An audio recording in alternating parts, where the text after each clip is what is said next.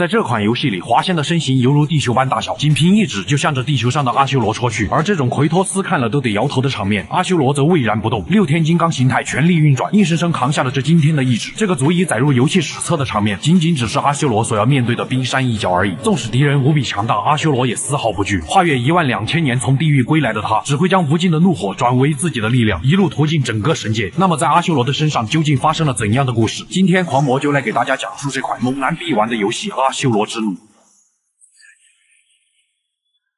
故事的背景设定在一个高科技文明和宗教文化相融合的世界，并由当时的神国所统治。然而，这个世界的地球上也随之诞生了一种名为夜魔的魔物，他们只会无差别的袭击众神和人类文明。于是，作为最高掌权者的神皇召集了手下名为八神将的最强战力，以及无数架恒星级战舰前去迎战夜魔。为了这场史诗级大战，神国不惜动用了最终兵器因果音炮。顿时，因果要塞额头上那恐怖的极光射向地球，率先为神国一方打开了突破口。然而，这场战斗才刚刚打响，巨大无比的夜魔弗利多硬生生从地球内部撕开一道巨大的伤口，并向着神国舰队发动了攻击，顷刻间摧毁了神国大批的舰队。见到这一幕，作为最强战力的八神将丝毫不惧，立即向着夜魔发动了进攻。作为八神将一员的阿修罗与自己的师傅奥加斯一马当先冲了上去，而作为阿修罗大舅子的夜叉也紧随其后加入了战斗。阿修罗的女儿身为巫女，立马调动体内庞大的神力，为神将们大幅增强战斗力。就连地球上的人类也在祈祷，因为人类的祈祷能够为神将们源源不断的提供战斗所需的真言之力。接受到强化的阿修罗背后出现4条手臂，瞬间开启了他目前的最强形态6天金刚。阿修罗气势大涨，立马带着无可匹敌的气势再次向着夜魔冲去。他将所有的力量凝聚在3条右臂之上，狠狠地砸在了夜魔的头顶。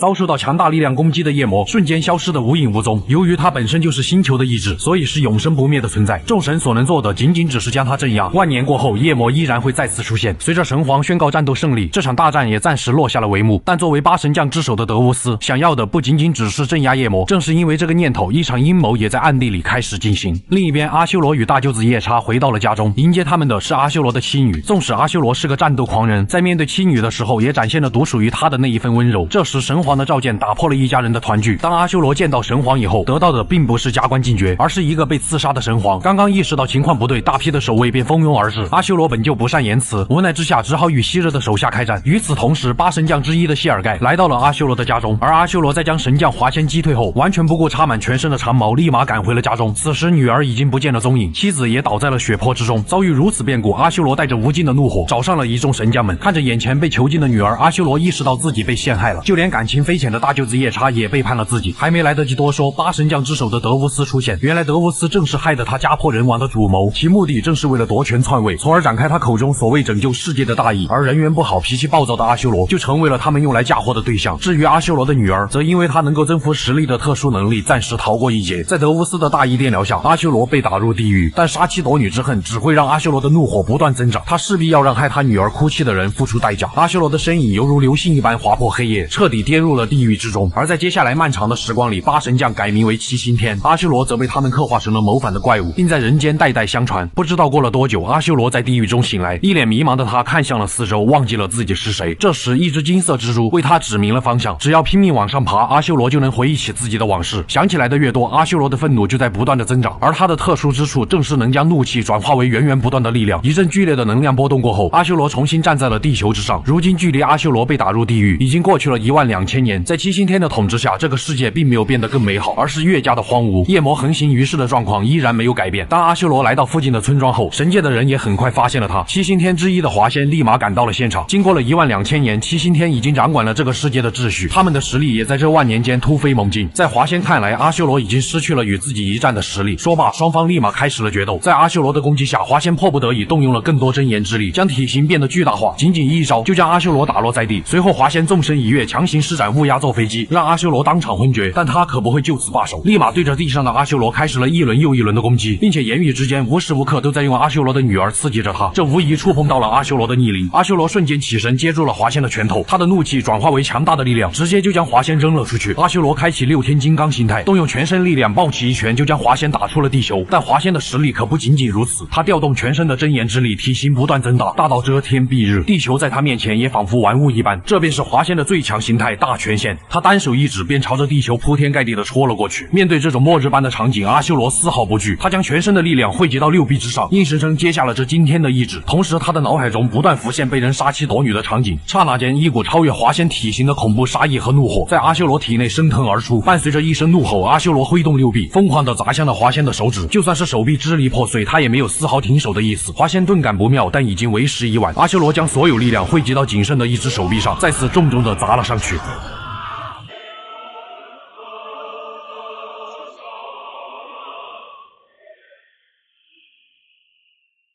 不可一世的华仙在一阵剧烈的爆炸后，化为了宇宙里四散的能量。可阿修罗的战斗却不能停止。阿修罗曾经那个与他实力不相上下的对手夜叉已经赶到了战场，眼前这副不想看到的脸让阿修罗再次失去了理智。夜叉作为阿修罗的大舅子，竟然放任别人杀害自己的妹妹，只是为了他们口中所谓的大义。就算失去了手臂，阿修罗也不管不顾的用头和脚对夜叉发动了进攻。但他如今已是强弩之末，不管如何攻击，夜叉都纹丝不动。在压倒性的力量下，阿修罗再次失去了意识。事情过后，夜叉来到阿修罗女儿的面前。原来夜叉所说的大义，正是为了借助侄女所引导的真言之力，从而彻底消灭夜魔。一转眼，时间来到了500年后，阿修罗再次从地狱醒来，金色蜘蛛故技重施，刺激他再次重新找回记忆，回忆不断在脑海中浮现。师傅奥加斯的教导，老对手夜叉的安慰，与妻子和女儿的幸福时光。但这种温馨伴随着女儿被选为巫女，并成为了战争的工具以后，一切都变了。这些回忆促使着阿修罗再次疯狂地向上攀爬。就这样，阿修罗凭借着一腔怒火再次复活。当他睁开眼后，看到的竟然是一个长得与自己女儿非常相似的少女，但突然出现的夜魔却将少女掳走。阿修罗当即奋起直追，终于在附近的村庄将夜魔击溃。就在一众村民对其顶礼膜拜的时候，感受到强大真言波动的加路罗来到了这里。作为如今的7星天之一，加路罗的行为相比于之前更加的狂妄。为了获取真言之力，他竟然直接下令杀死凡人，以此来收集更多的真言，并利用这股力量来彻底消灭夜魔。这种杀鸡取卵的行为彻底激怒了阿修罗。在将加路罗的手下打败以后，少女拿起手中的石头，不断的砸向残害了她亲人的神明。也只有她是唯一清醒的凡人，因为在少女小时候曾与自己的父亲遭到了夜魔的袭击，但那些神明不仅会净化夜魔，还会顺带杀死被卷入其中的凡人，因此少女的父亲也被夺走了生命。但那些愚昧的村民还在感谢着神明的超度。就在少女无助又迷茫的时候，她看到了阿修罗化为的石像，在阿修罗身上，少女看到了父亲的影子，于是不断地为其送花。回到现实，于心不忍的阿修罗上前制止了少女的行为，并温柔地告诉她：“你做的没错。”随后，阿修罗看向了天空中加路罗所率领的舰队，他已经知道自己接下来该做什么了。紧握手中的拳头，阿修罗径直向着前方奔去。他一跃而起，对着地面狠狠地砸了下去。顿时，一股强大的力量作用在其身上，阿修罗身形犹如炮弹一般，向着舰队发动了进攻。在阿修罗的轰击下，战舰就像纸糊的一般。可当他一路杀到加路罗面前的时候，却发现只不过是投影而已，其真身已经坐上了逃生舱。其余的战舰立马开始击毁阿修罗。就在加路罗得意自己是人送外号小卧龙的时候，却不知死神已经降临。阿修罗借助爆炸的冲击，早已攀附在了他的逃生舱外。然而加路罗想投降已经来不及了，阿修罗不由分说强行挤爆了驾驶舱，爆炸使得阿修罗宛如陨石一般划破大气层，向着地面坠落。这时地面上一个背着长剑的高大身影大笑着朝着前方走去，而这个人正是阿修罗的师傅奥加斯。当阿修罗再次醒来的时候，他已经身处一片温泉之中，师傅奥加斯也出现在了他的面前。奥加斯只是让大战过后的阿修罗先享受一下美酒和温泉。酒过3巡，就算是阿修罗面对这种可怕的敌人，也逐渐放下了防备。但师傅只是让他喝酒，没让他喝醉。奥加斯直接暴起一拳打醒了阿修罗，而他们决一死战的时候也到了。师徒二人来到月球，将这里作为决战地点。面对奥加斯，阿修罗不敢大意，直接开启了6天金刚。师徒二人不闪不避，全凭肉身的强横互相攻击，拳头如暴雨一般砸在了对方的身上。阿修罗凭借蛮横的战力略胜一筹，一拳将奥加斯打飞。见徒弟已经有了如此实力，热血沸腾的奥加斯拔出了他的无名鬼哭刀。上一个逼得他拔刀的还是7星天之首德乌斯，没有丝毫迟疑，奥加斯劈出一道刀气，刀气纵横之间，让月球表面突出了100丈之高。纵使如此，阿修罗依然无所畏惧。二人打得难分胜负，兴奋不已的奥加斯当即施展了他的最强一击，一瞬间无名鬼哭刀开始无限延伸。阿修罗见状不闪不避，硬生生接住了这一刀，但巨大的推力将他推出了月球。短短数秒时间，刀身跨越38万千米，带着阿修罗狠狠地砸向了地球的表面。然而这还远远没有结束，刀身依然在不断地深入地下，直至穿透地球。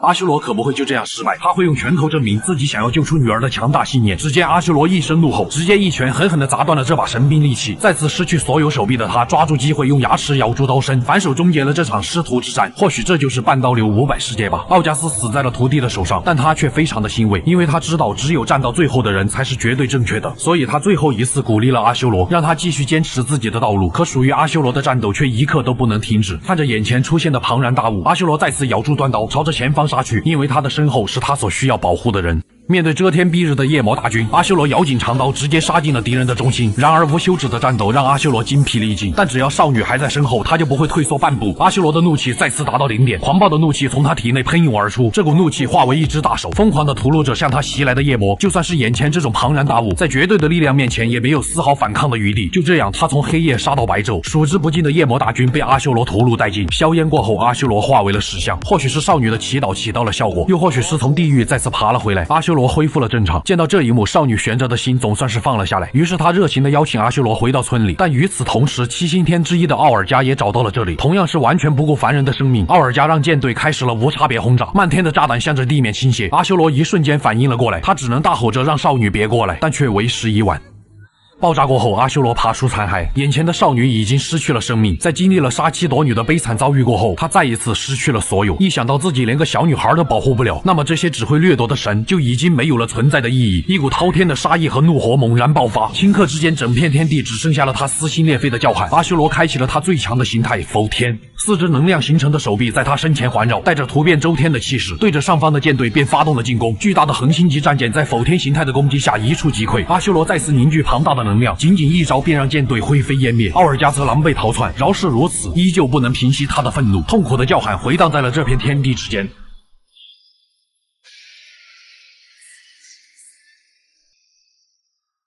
眼前所发生的一切都被小舅子夜叉看在了眼里，他的心里也因此对一直坚信的大义产生了动摇。然而逃出了攻击范围的奥尔加可不会善罢甘休，他立马不管不顾地出动了因果要塞，准备使用因果音炮彻底铲除阿修罗。见到这一幕，夜叉的信念也被彻底颠覆。他们耗费12000年所掠夺的真言之力，本就是为了彻底消灭夜魔所准备的，而如今奥尔加只是为了一己私欲，就要动用成就大义的终极武器。这种辜负牺牲之人的生命的行为，让夜叉的心里已经有了答案。他决定前去纠正这种不义的行为。不过手下的阻拦，夜叉身形犹如鬼魅一般，径直冲向了因果要塞，但终究还是晚了一步。因果音炮成功发射。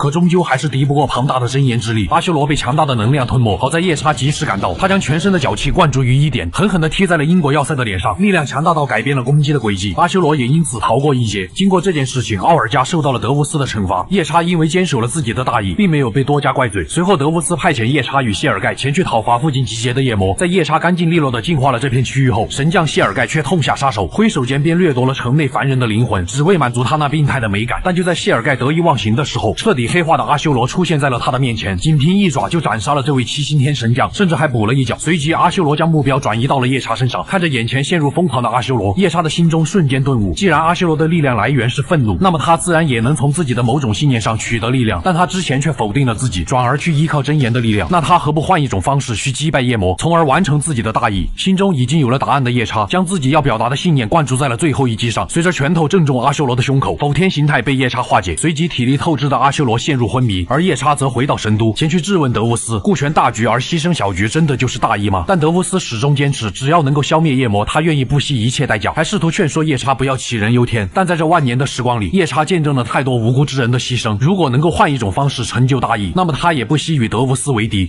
回到阿修罗这边，在获得了足够的时间恢复后，他重新站了起来，并且再次如法炮制，反身一拳砸向地面，身形犹如炮弹一般，径直冲向了德乌斯所在的神都。当他一路杀到内部的时候，却见到一个酷似大舅子的人影飞了出来。原来此时的夜叉已经因为观念的不合与德乌斯展开了战斗。面对这种强大的敌人，二人不得不联手全力对其发动进攻。可就算是这样，他们也仅仅只是略占上风而已。德乌斯不想与二人多做纠缠，于是将耗费万年时间以及7万亿人类真言所积累的成果展现在了二人的眼前。这是超越了因果要塞的存在。第10天没有丝毫畏惧，夜叉换来飞艇，当即带着阿修罗向着第10天冲去。就在他们一往无前冲到其面前的时候，第10天的双掌也即将合拢。好在二人还是躲过了这灭杀一切的攻击，终于在最后一刻杀进了其核心内部。呈现在阿修罗眼前的正是他苦苦追寻的女儿。见到这一幕，阿修罗没有丝毫迟疑，径直冲向了女儿，但中途却被德乌斯释放的雷电阻拦。事到如今，德乌斯开启了自己的最强形态，恐怖的真言之力在他四周蔓延。阿修罗才不管这么多，一马当先冲了上去，狠狠的一拳砸在了对方的脸上。但德乌斯只是轻松的挥舞手中的双节棍，便将阿修罗弹开。夜叉此时也找到机会，再次凝聚全身的脚气踢了过去，但却依旧被轻松拿捏。随即德乌斯疯狂挥舞双节棍，在四周形成了一道雷电屏障，二人用尽全力疯狂的砸向屏障，成功的打开了一条突破口，合力的一击重重的砸在了德乌斯的身上。但德乌斯却疯狂的抽取着阿修罗女儿身上所引导的真言，以此为自己提供源源不断的能量，甚至将阿修罗死死的踩在脚下。但在听到女儿痛苦的呼喊后，阿修罗再次怒气上涌，强行挣脱了束缚，并将德乌斯按在身下，疯狂的倾泻他的怒火。就算他是七星天之手，触犯到了阿修罗的逆鳞，最终也难逃一死。虽然阿修罗成功击败了德乌斯，救出了女儿，但因为第10天失去了控制，大量的真言之力逸散，导致夜魔弗利多提前苏醒，并且完全超越了万年前所展现出来的实力。就算是这样，阿修罗也不会退缩，因为他的身后还有着需要保护的女儿。于是阿修罗当即和夜叉再次合作，径直冲向了眼前弗利多的本体。但随着本体那恶魔般的脸浮现，一股裹挟着强大力量的攻击也瞬间喷薄而出，光柱吞没了来不及闪躲的二人，将他们打成了重伤。阿修罗身后的女儿可不会就这样眼睁睁的看着，他当即开始引导真言之力，通过第10天为父亲和舅舅修复伤势，并增强了他们的实力。在这种恐怖的增幅下，阿修罗获得了他有史以来的最强形态光灵。二人当即再次向着夜魔的本体杀去，他们硬扛着冲击，径直冲进了其核心内部。而眼前出现的正是夜魔弗利多的本体喷地。既然正主就在眼前，那么只要打完这场战斗，就能彻底铲除夜魔。纵使喷地是最强夜魔，但在光灵状态下的阿修罗以及实力大增的夜叉面前，也只是负隅顽抗罢了。随着一阵剧烈的爆炸，夜魔被彻底从这个世界上根除，阿修罗也终于能够与自己心爱的女儿回归正常的生活了。然而在游戏的隐藏结局里，这一切并未结束。就在阿修罗和夜叉来到女儿面前的时候，不甘心的奥尔加出现在了女儿的身后，想要在阿修罗的面前杀死他。但那只曾引导阿修罗爬出地狱的金色蜘蛛却出手，瞬间秒杀了奥尔加，并将阿修罗的女儿作为传声筒，表达了自己最大的敬意。原来金色蜘蛛乃是超越神明的存在，名为转轮王，而夜魔与神明之间的战争只不过是他对芸芸众生的试炼而已。如今阿修罗通过了试炼，转轮王非常欣赏他展现出来的实力，决定让阿修罗成为这个世界的最高掌权者，除自己以外。听到这些话，阿修罗瞬间明白了一切，这世间遭受的种种苦难，皆是拜眼前之人所赐。想到这里，阿修罗仰天大笑，既然眼前这个超越神的存在就是导致女儿哭泣的罪魁祸首，那么他也不惜与之一战。阿修罗瞬间开启光灵形态，径直冲向了转轮王。夜叉见状紧随其后，可就算是目前最强形态的二人，却依旧还是被转轮王玩弄于股掌之中。转轮王甚至将阿修罗的女儿放在他的面前，以此来不断刺激阿修罗。要知道，重新救回心爱的女儿，便即将再次失去的痛苦，是任何一个父母都无法承受的。阿修罗也不例外，滔天的杀意和怒火再次吞噬了他的意识。阿修罗重新变回了否天形态，完全不顾燃烧生命的痛苦，想要夺回眼前深爱的女儿。再这样下去，阿修罗只会彻底死亡。于是女儿立马结印，将父亲弹射到了远处。见阿修罗拒绝了自己的招揽，转轮王决定重新让这个世界走向灭亡，并再次创世。紧接着，他随意的将第10天瓦解，无数的碎片向着地球坠落。早已带着阿修罗逃回地球的夜叉，看着眼前的末日景象，暗自做出了一个决定。他将昏迷不醒的阿修罗带到了英国要塞残骸的中枢，并取出了储存7万亿人类真言的8记录。不仅如此，其中甚至包含了这个世界的业，分别是我、色、欲、待、虚、暴、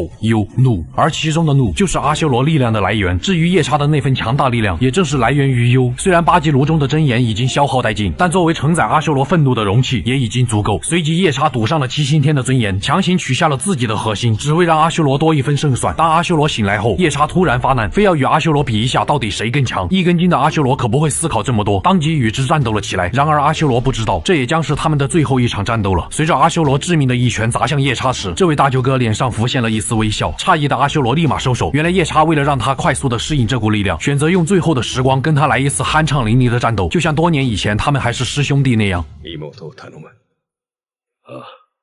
看着眼前飘散在空中的夜叉，阿修罗再次回忆起了自己的责任，妻子临死前让他照顾好女儿的嘱托还历历在目。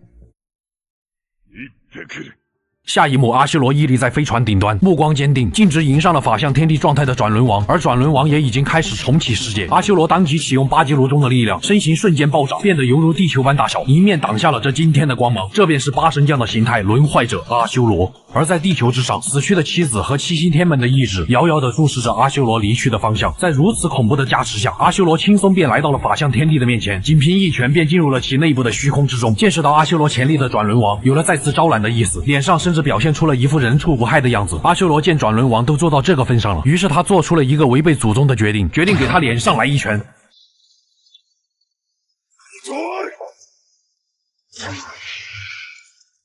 突如其来的噩耗让转轮王一脸懵逼，甚至在暴起伤人的阿修罗攻击下，脸上又挨了几拳。急了，他急了，法杖都不要了，当即用自己的拳头和阿修罗近身肉搏了起来。但论肉体的强横，就算是他这个超越神明的老方丈，也无法与之抗衡。很快，阿修罗一拳打在了他的下巴上。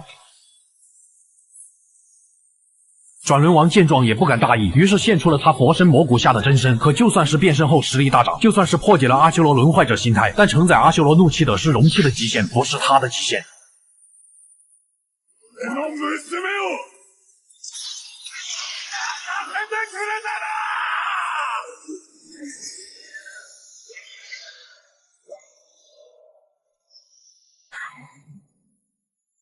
随着转轮王彻底失去了战斗力，女儿也挣脱了控制，但女儿却立马拦住了阿修罗。她深知转轮王一旦死去，所有的真言都会消失，而在真言之力加持下的阿修罗也会一同消散。阿修罗没有丝毫犹豫，直接绕过了女儿，因为只要能够让女儿幸福快乐的活下去，他愿意去死。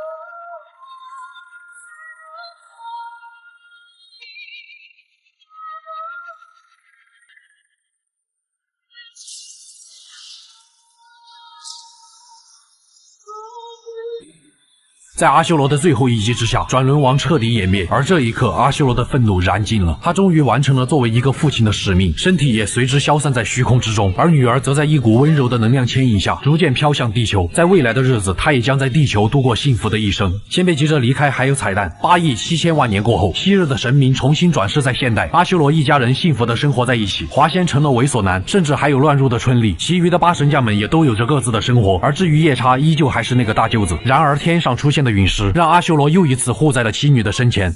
既然你能够听到这里，不妨点个赞或者给个3连，你随意的一个点赞将会是我最大的创作动力。狂魔在这里谢谢各位了。顺带提一嘴哈，我不是 AI 配音，只是语速比较快。那么我是修边狂魔，咱们下期再见。